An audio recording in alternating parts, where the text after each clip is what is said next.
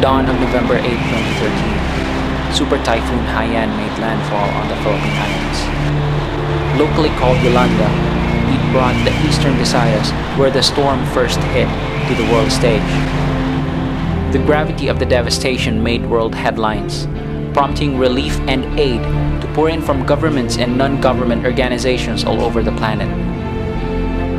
Among them was Plan International, one of the oldest and largest children's development organizations, who basically work to promote child rights and to take millions of children out of poverty.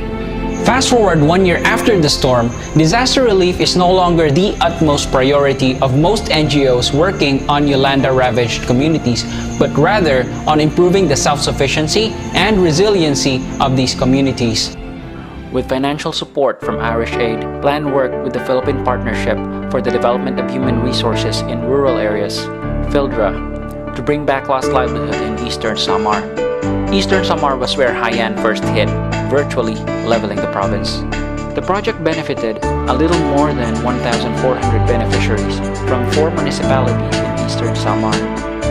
They conducted trainings to improve the beneficiaries' technical and business skills. In those trainings, the beneficiaries were tasked to create their own business plans. Now, while other agencies stopped at training, the Irish Aid Project went further to provide cash capital so that the beneficiaries can put to work their proposed business plans. The cash capital grants range from 11,000 pesos to 20,000 pesos, and the livelihoods were classified as either agriculture, consisting of livestock raising, farming, and fisheries, and micro-enterprises, ranging from rice vending to tricycle driving to operating a sari-sari store, among others. A year after the project started, we take a look at the beneficiaries and ask them how they are now. Here are some of their stories. A family breadwinner from Hernani, Eastern Samar, in the person of Ernesto Basilan, was brought down to his knees after Yolanda hit. His once successful hollow block business was washed out. Though not yet fully recovered, Ernesto is slowly getting back on his feet. Dako ka din nga nakabuli kay bisa lahi crisis naman sakit. Dako pa din medisina para yun. His wife is paralyzed from the hips down after being hit in the back by a log during Yolanda's storm surge, and Ernesto now takes it upon himself to earn their family a living while taking care of his wife. Despite all that's happened, with a 16,400 pesos worth of capital provided by the Irish Aid Project, Ernesto can more willingly look at the brighter side of life. Pero kin-exercise nga ako. Yung tutukan ko naman yun. Ang waray pa, kanila nagka-problema lang kung noon makagay kapital, makabalikan dating negosyo. He admits it's not enough to scale up the business, but he is thankful he is able to provide small employment to the community. Nakabuli ka gyapon. Bisan kung nagkukuri naman ako, may kudamang tao na bubuli ka, kaya na-employ man nila. Usual ba naman. The dried fish wholesaler from Mercedes, Eastern Samar, in the person of Esther, likewise lost her livelihood to the storm. As with other victims, her hopes of survival was bleak. Mga kanan, pag-iikagawan para ng estudyante, mga ito namang bitan ipakasahin, so ito, ama na naman ipapalit ng bukas. With the Irish Aid Livelihood Assistance, Esther got her business running again, and she is ever grateful to the donor and implementers. Wala yung Irish Aid, hinatag na livelihood, pero na siguro nakakabalik, akit niya pagbalik. Siguro kung wala yung ada, yung kabataan, may ada lahin to. Dako nga salamat ang Irish Aid. Sana maipagpatuloy.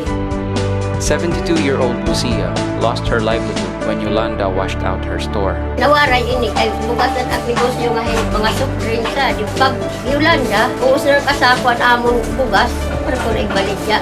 She presented herself to avail of aid from another NGO, but she was turned down. Waray kay diri kuno pwede kay damo kamo. Kasi na nga nang kinahanglanon. But this was not the case when she applied for the Irish Aid Livelihood Project. With the provided training and capital, Lucia's rice vending business bounced back. Now she's able to provide for her family. Nakahatag yan maupay para sa mga anak. Kabulikan amon mga pakabuhi. Kay kunwaray, lapag ako. Diri na balikan ang buhay. More than just asking the beneficiaries themselves, we also wanted to know how the project affected the young generation. Here's what we found out. The benefits were more than material for Lucia. Her grandchild once expressed interest to venture into the prepaid loading business, and Lucia was the ever-willing and now capable investor. Yan na pala, natugtog ako ng bukas. Yan ay magpapanood ako sa eskwela. Napanood yan tag 300, suheto. To the project implementers and donor, she has this to say. Kupay na lang nila. Salamat nga sila na po ihaiyo mo tanan. Kay kamu, o nahi kamu nga nagiging dala. The second-year computer science student of ESSU Borongan, Jude, son of a beneficiary from Balangkayan, Eastern Samar, acknowledges his mother's livelihood. Early in the morning, before going to school, as well as in the afternoon, after arriving from school, he tends to his mother's pigs, the manifestation of the livelihood assistance provided by the Irish Aid Project. Ito mahabalay, pasugid mo masurubo ko, nagpuburubling mo taman. When asked how he is in school, Jude is confident and proud. Kaya natupilin tao nga ako, sa nitiyak na ako. He rejects the notion that he is shunned among peers because of his household obligations. Wala na, maganda, kanalingan nito na sa nagsipag tulungin ka. Jude does not ask for compensation from his mother for his tending her pigs. He does, however, look forward to buying new clothes from the piggery's first profit. Bisa nga damay tirak makahinan na, basta ibalik yan na, bisa na itiyak kabahinan na tulay para ito na ang mga tawag na kailangan. Kay para may ko naman susunod naman, kay kadani naman nagkakahibang sa kanipan. Justin Norime Beato is the daughter of the widow Marilyn Beato, an Irish Aid Project beneficiary from Salcedo, Eastern Samar.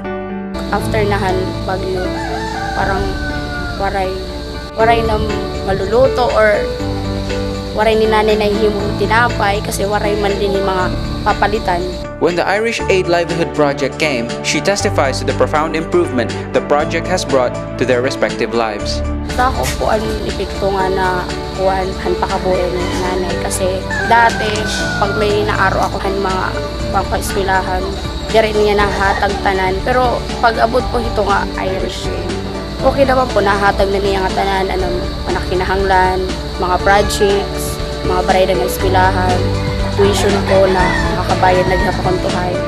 And so she has but this one message to Irish Aid, Fildra, and Plan International. Thank you po na nabuligan niyo kami. Hindi ako liwat ng salamat kasi na improve talaga ang negosyo agin lahit to na iyo.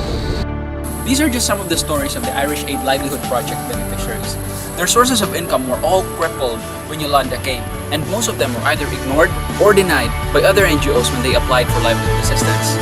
But with the Irish Aid Project, their sources of livelihood were restored, bringing back their positive outlook in life and enabling them to support their family's needs. Some of them have even diversified their livelihood using income gained from the project. And more than helping them get back on their feet, the project's benefits redound to the beneficiaries' children. When we ask them, they acknowledge that the cash capital they receive is not the whole tree, but only the seed, and it's now up to them to make those seeds grow. They also acknowledge that the Irish Aid Project lived up to the child-oriented nature of Plan International, providing for the beneficiaries' children and producing positive behavior on the young generation.